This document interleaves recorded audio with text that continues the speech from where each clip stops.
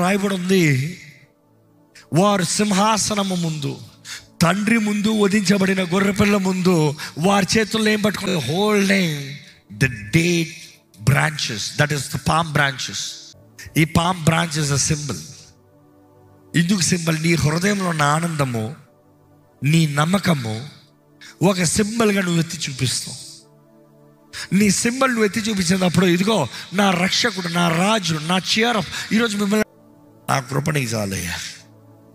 అందుకనే పౌలు అంటున్నాడు, నేను నా బలహీనత యందు నేను అతిశయిస్తున్నాను. నేను ఎప్పుడైతే బలహీనుండో అప్పుడే బలవంతుడు. ఎందుకు? ఆయన కృప నా ఎందుకు కనపరచబడుతుంది, మహిమపరచబడుతుంది.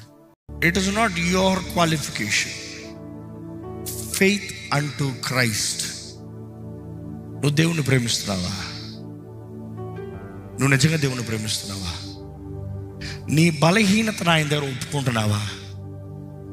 ఆయన కృపను వేడుకుంటున్నావా? అదే కావాల్సిందే. ఎందుకంటే నేను నమ్మేది, దేవుడు మనల్ని ఉన్న పాటును అంగీకరిస్తున్నాడు అంటే మనల్ని మలిచి ఆయన రాజ్యంలో తీసుకుంటానికి. ఎక్కలేనంత జన సమూహం, వారిని నేను రక్షిస్తాను. నువ్వు వారిని పాడు చేసినా కూడా జగత్తుకి పునాది వేస్తానికి ముందే గొర్రెపిల్ల రక్తం చిందించబడింది. మానవుడు రక్షించబడటానికి, నీతిమంతుడిగా మార్చబడటానికి, పరలోక రాజ్యం చేరటానికి, ఆయన సింహాసనము ముందు నిలబడి ఆయనకి జై కొడటానికి. Save now, blesses now, give us prosperity. అది చూసామని అక్కడ ఆ మాట.